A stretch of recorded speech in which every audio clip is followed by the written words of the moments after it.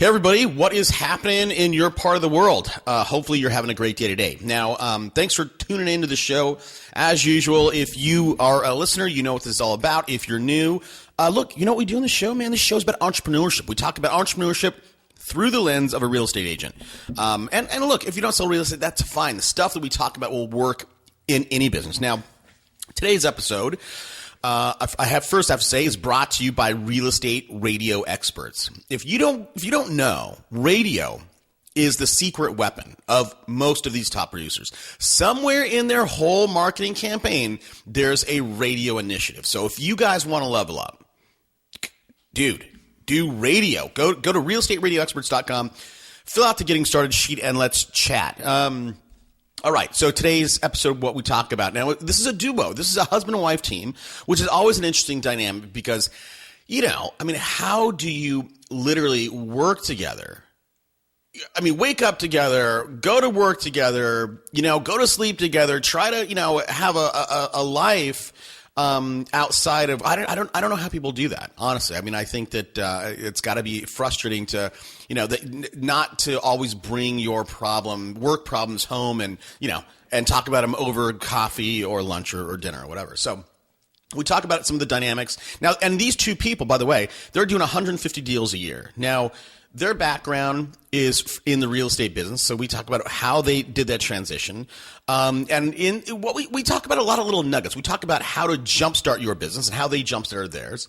And we talk about their model. Their model is 40% is new construction. And by the way, they're in Louisiana, Baton Rouge, I think. So 40% new construction. So we're going to talk about how they land some of those clients and how maybe you can too.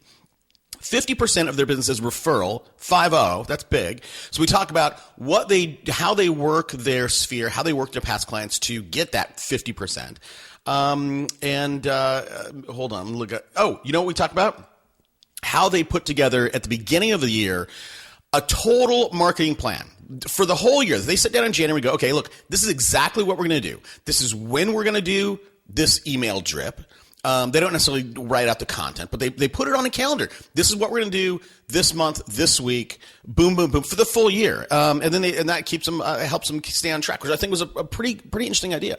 And then we talk about some little nuggets that they do, right? How they send out lottery tickets. And that's some of the ways, or one of the ways that they get, they juice that referral thing. Okay. So, before we get to it, as you know, hashtag for the show is Unpack That Idea. My Twitter handle is Super Agents Live, so would love to see you on Twitter. What's that? What else? That's it. Well, you know what? The last thing. Look, guys, I'm looking for real estate radio. I'm looking for an outside salesperson. So you can be I'm in San Diego. You can be wherever. It doesn't matter. It's an outside sales position. If you want to work with me, I'll absolutely coach you, help you out along. Hopefully you have some deep skills already, but I'll help you get better. And if working in this space allows you to talk with, people like today's guests or some of these other top producers across the nation. So, all right, hit me up with an email. Let's get to it. Welcome to Super Agents Live. This is the one place where you can come and hear the most successful people in real estate. You'll hear how these super agents built their businesses, how they stay productive, and how they stay motivated. Who am I? My name's Toby Salgado, and I made my first $1 million in real estate. Yeah. And I'm your host for the next 30 minutes while we talk to yet another amazing real estate entrepreneur. Stay tuned. Let's go! Yeah. On the show today, I'm excited to talk to today's guest. Now, today's guest is a husband and wife duo, which that's always interesting to talk with, and they are in Baton Rouge, Louisiana. This year, they're going to do about 150 deals, right? Just with the two of them, they're going to do 150 deals. Their average sales $225. So I'm thrilled to welcome Lauren and Steven Smith. Hey, guys, thanks for taking the time out today. Thanks for having us. Yeah, no problem. So look, I've given the audience sort of just a nuts and bolts overview of what your business looks like, but take a minute, either one of you, and tell us a little bit about yourselves. I always like to get a feeling for who the person is behind the business. Okay. Well, I'm Laura Smith from Baton Rouge, Louisiana, and this is going on my 11th year. In a few months, I'll be at RE/MAX for 11 years. I love it. I couldn't imagine doing anything else. And we have a little girl who's 8 years old. So I love the business because it's flexible.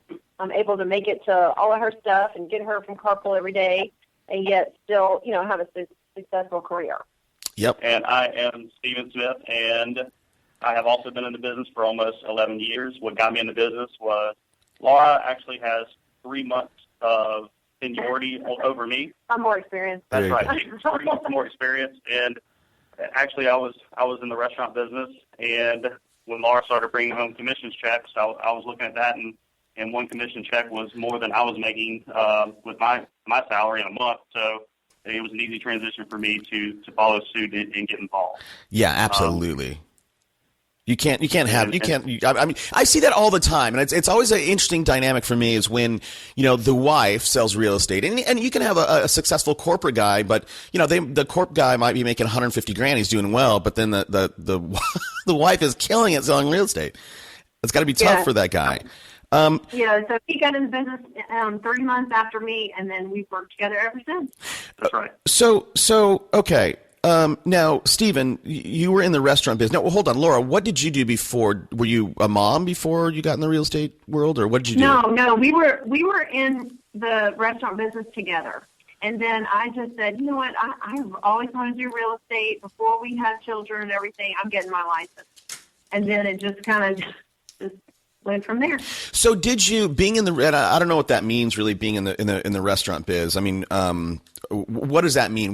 Did you manage a restaurant? Did you wait tables, or what is that? What did you do? We were restaurant owners. Oh, okay. So we were able to sell the business, get out of the business, get into real estate. Good for you. Laura got into real estate, and then once she started bringing commissions home, and I'm working 100 hours a week, and scraping pennies together. Anybody in the restaurant business can tell you it's just very, very difficult. We decided to sell, and once we did that, I stayed on and did that while Laura got her license and got her business going. And I started out, and we were in different sides of the real estate business getting into it. She was on the existing side, and my focus was on-site new construction. And we had a big builder through our office, and I did on-site sales for that builder for my first 3 years in the business. Okay, that's good. We'll talk about that in a second. So, Laura, for you and Stephen, both of you, did you guys, being that you owned a restaurant, I'm sure you knew a ton of people. Everybody wants to know the guy who owns the restaurant. Did you come to the business with a list? Well, what we did right when we got in the business is we made a list of our circle of influence. Everybody that we knew, maybe from the restaurant, from church, from clubs, from friends, relatives, everybody that we could ever think of. And we started a drip marketing campaign, just letting people know, hey, we're in the business. And we joined a dynamic team right away. And so we were around experienced people, and we were able just to take off and go. And we're both really hard workers. You have to be right. Restaurant, real estate, whatever you are. And so we weren't scared. We just went into it and got it done. So you started mining your sphere. Now, did you? So you're both hard workers, a good work ethic. What was your first year like? Let me ask that. We'll start there. Our first year was outstanding, actually, because when we got into it, Hurricane Katrina actually happened in New Orleans, and it was tough from the situation what was going on in New Orleans, but what it brought was a ton of people from New Orleans. They relocated to Baton Rouge. So our market turned upside down on its head with the influx of people. It was a wild time. So it was not a traditional first year for us. Yeah. We were blown and going before Hurricane Katrina, but then after that it was like a year like you've never seen in a marketplace. It was crazy. And what happened is a lot of people got away from the flood zones and into a safer area.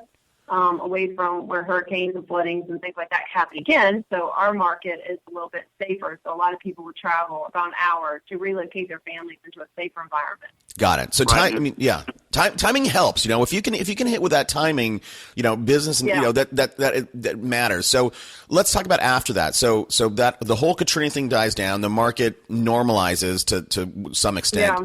What did I want to know how you got to, because look, here's the hurdle, right? For most people, the hurdle is getting to 20 And then the next one is 50, and then the next one's 100. And once you hit 100, like sky's the limit. You can do 400, 500 because you should have the systems in place. Right. Again, not using the Katrina story or component. What did you do to get to the first 20 or 50? I mean, I think it's most important that circle of influence, and don't just hit your people one time. You want to consistently, come up with something where you're reminding them maybe every 3 or 4 weeks that you're in the business, whether it's an email, a text, a postcard. That's the number one is who do you know? And who also don't be scared to ask those people, okay, well, maybe you're not in the market, but do you have a relative that is? We would love a referral. So, of course, circle of influence, Facebook, of course, and wearing your name tag constantly. I can't tell you how many houses, I've sold from getting my nails done or being in the grocery store. Yeah. Things like that. So wear your name tag and don't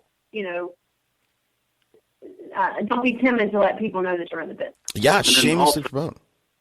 Go ahead, and picking up where Laura left off, too, we were not scared, our first several years to do open house every weekend. Every Sunday. Every Sunday. Wow. We didn't take any Sundays off. It was we knew we had to jumpstart our business, and we knew that the people that we knew were limited. So we had to do something to jumpstart our business. So we did open houses every weekend, met people, and, through the years, you stay in contact with those people. We set up a marketing campaign at the beginning of every year, so we're touching those people. And then the people that send us business, referral business, of course, we're hitting them harder and doing nice things for them. They send us more referrals, and we kind of grow our business that way. So, you definitely got to get your hands dirty and get in there and be willing to work and give up your weekends in order to take your business off, because we like to play hard too. And now we're able to do that more because of the sacrifices we made early in our career. Yeah, no, I agree with that. So help break this down, guys. So out of that 150 deals you're going to do this year, tell me the numbers that's going to come from your sphere, the number that's going to come from referrals, and the number that's going to come from your Stevens new construction angle. It's with the new construction, probably this year will be roughly about 40%. Okay. We have 7 new construction subdivisions and 4 builders that we've grown our business into. Wow. About 40% of that will come from that. Our sphere of influence and our referral business, we kind of joined together, per se, because those people that were clients are now really good friends. We go to dinner with, they come to our house, we go to their house, our kids are the same age, whatever. So it kind of commingled somewhat. So really, but the rest of it is going to be referrals from past clients. Yeah. And then probably only 10% of it is going to be just from new business. Right. That's wow. Right. Okay. So is it fair to say that you get 40% new construction, 50% sphere past clients, referrals, and 10% new biz? That's right. We won't have much new business. We've got such a strong referral. And I guess maybe everybody says that, but we really do. Almost every listing that we get is just a referral or a past client. So our marketing is very minimal because we just work our past clients for referrals. And also, it's fair to say too, with our new construction business, you're also looking at new business and new construction business kind of coming together. If that makes sense. Because, yeah, no.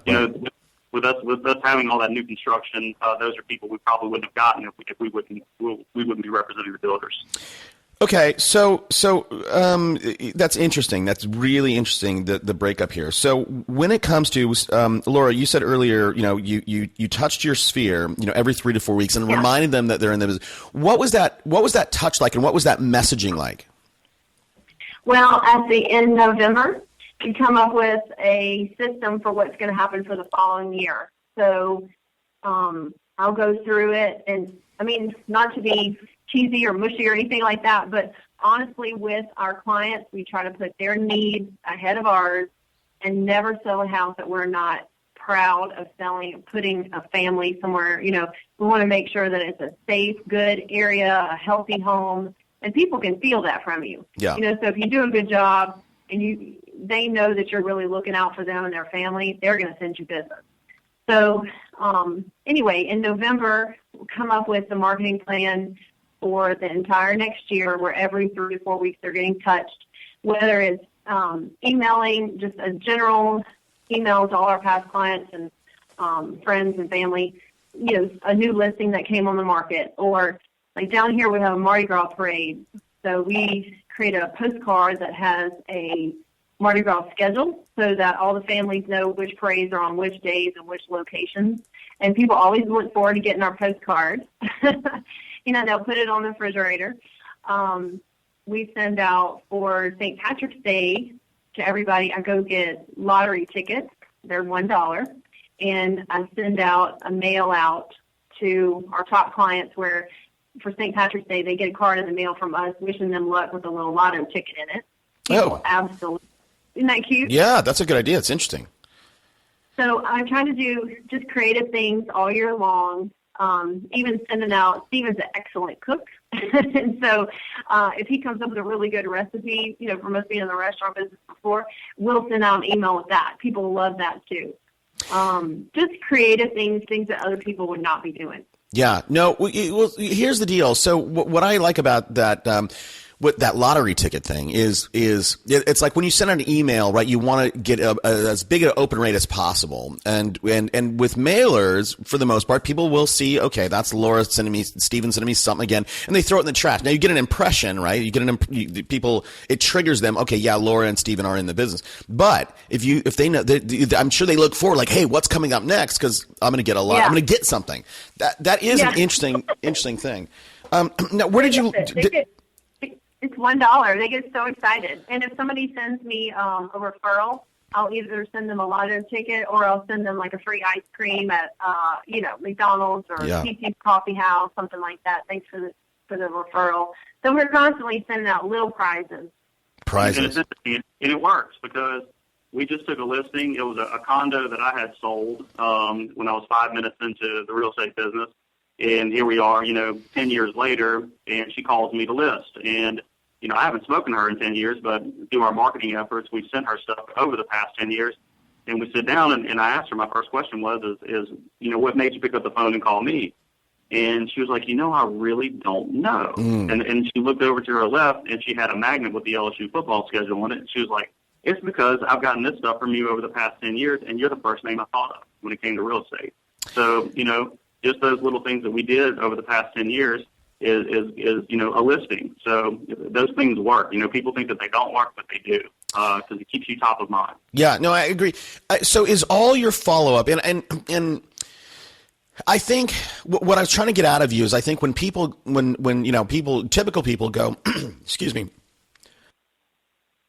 people know that they need to follow up with their sphere, but they might know what to say the first one or two times on a call, but then after that they're like, I don't know what to say. So you guys don't necessarily call your sphere. You do more mailings than actual physical calling, or in the beginning the calling is there, but then once you build up such a client base, you just physically can't do it anymore. But I would suggest to, a brand new agent, it's not so much calling and telling them something, it's more calling and asking them something.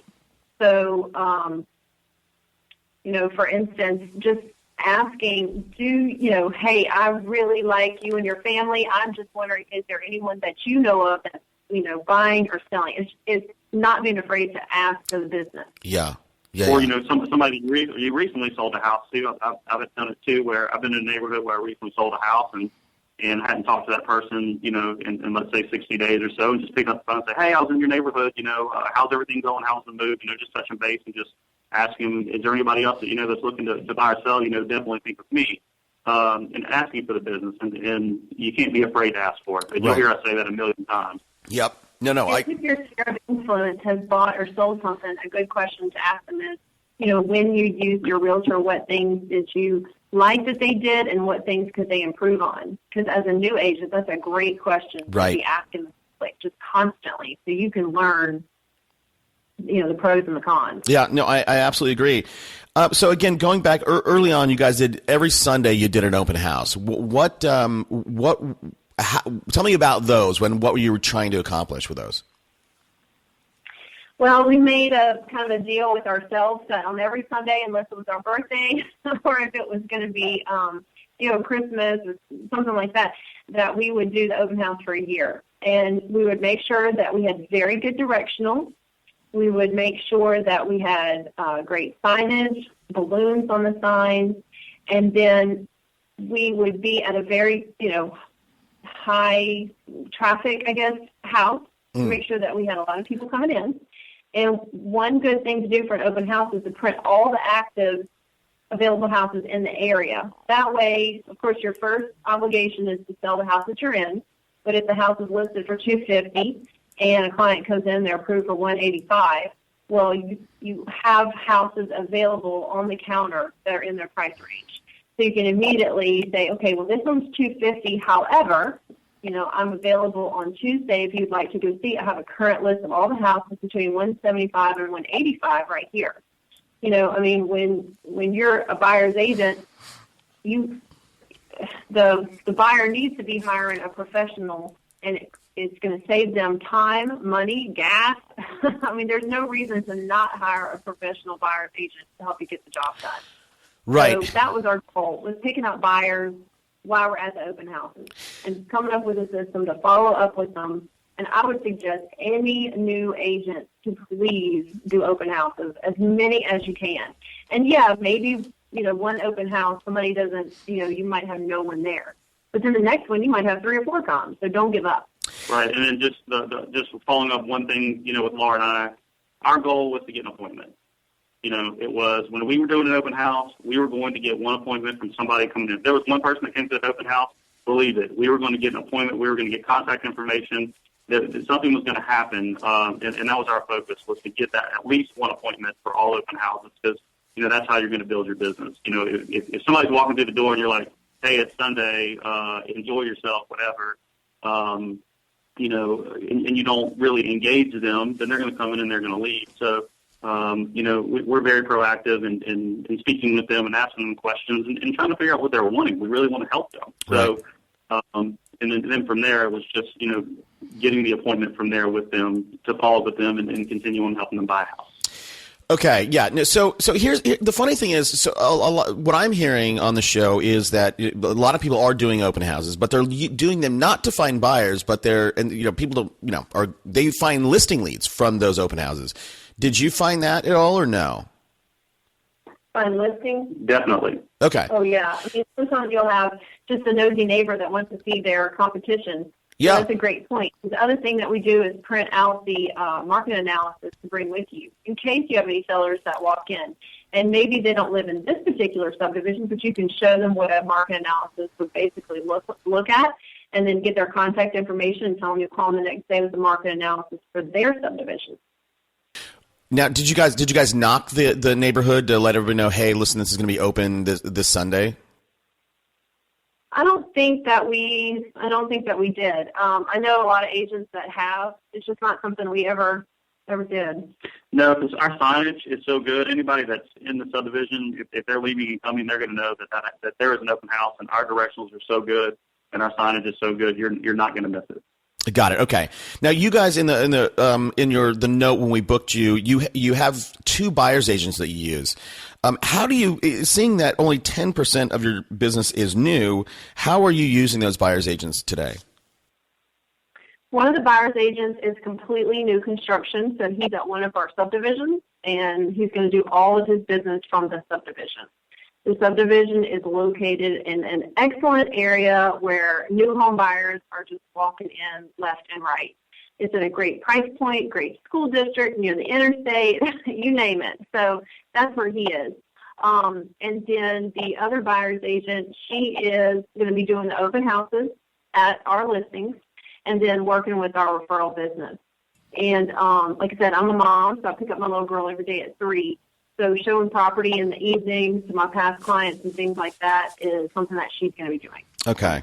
And that's interesting. So one of the other things that you said, do you have any admin at all, or who does all the paperwork for you guys?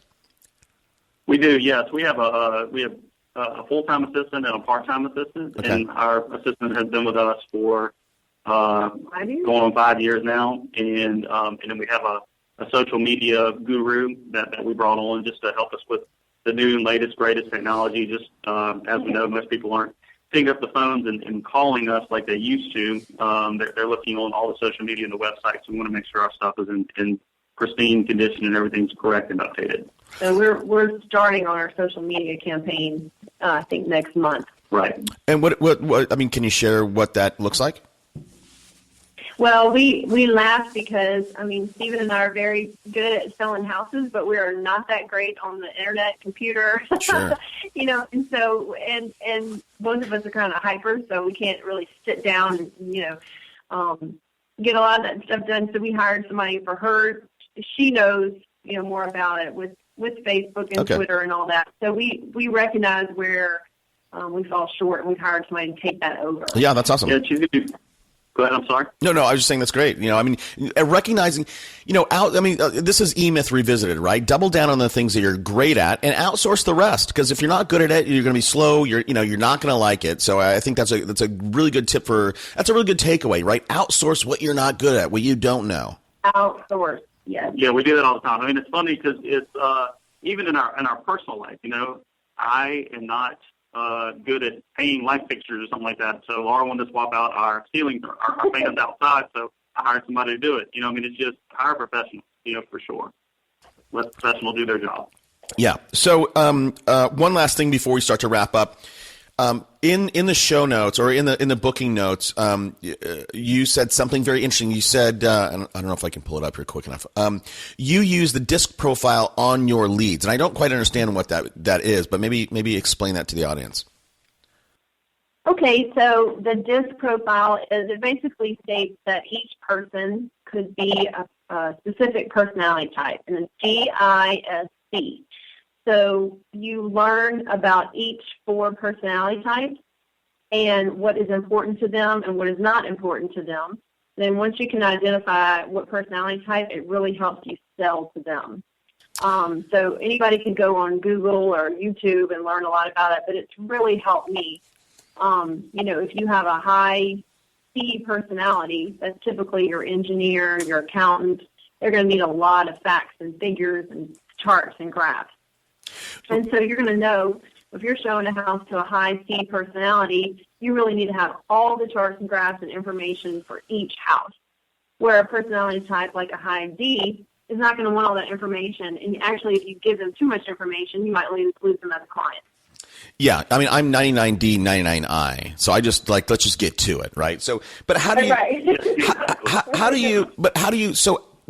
do you identify? And the audience is pretty familiar with what DISC is, but because we talk about it all the time. But how do you identify? How do you say I just met Ricky and Ricky's an IS? I mean, how do you do that? It's just a gut feeling for you guys?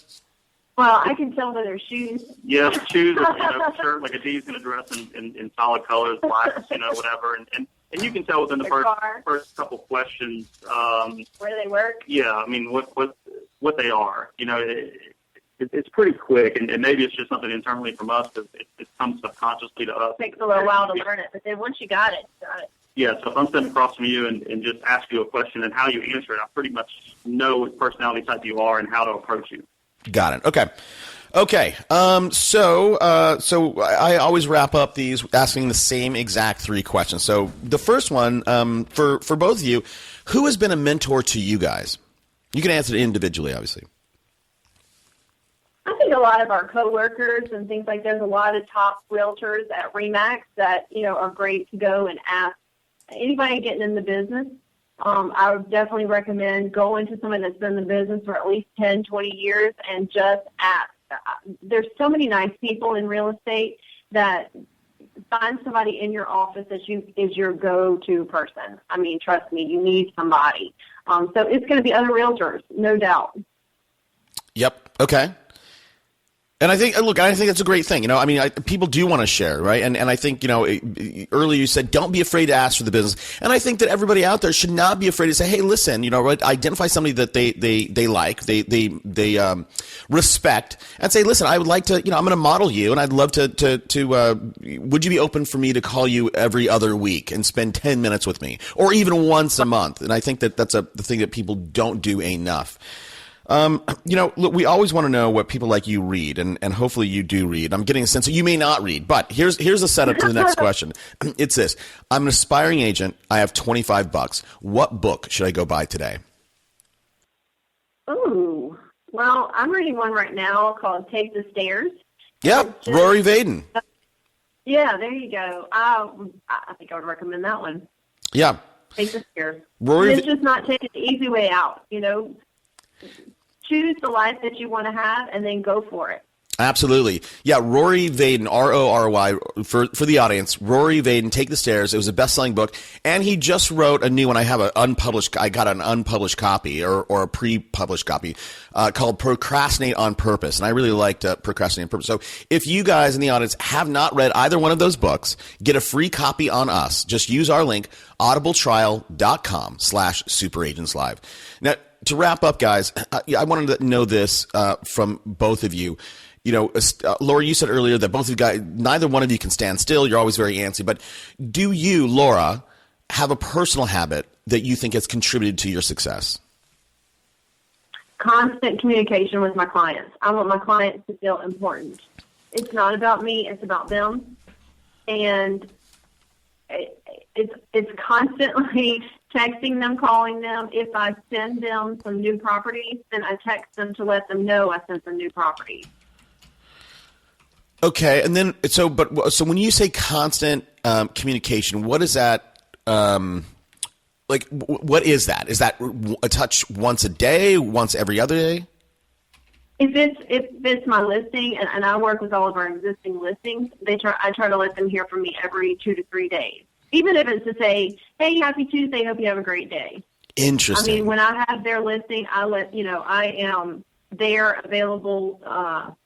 Happy Mardi Gras, happy Valentine's Day. They hear from me constantly. And if it's a buyer, if they're a buyer, that meaning they're going to be buying in less than a month, they'll hear from me every day or every other day. Huh. Okay. Okay, that's interesting. I got to think about that one for a little bit. And what about you, Stephen? Well, no, I think it's a good tip. And again, I'm thinking really, I'll be honest with you. I'm thinking about how I should use that in our radio arm, right? So we have clients that we represent, and they spend a lot of money with us. I mean, they spend, every month between $3,000 and $20,000 on radio advertising. And I'm just wondering, I tend not to touch them unless there's an issue, and I'm just wondering if I should implement that and how I would do that. Well, and I don't know, that's been my key to my success, but I'm pretty intense, so I want people to know they are important to me. I'm a high I, so I'm a people person. Yeah.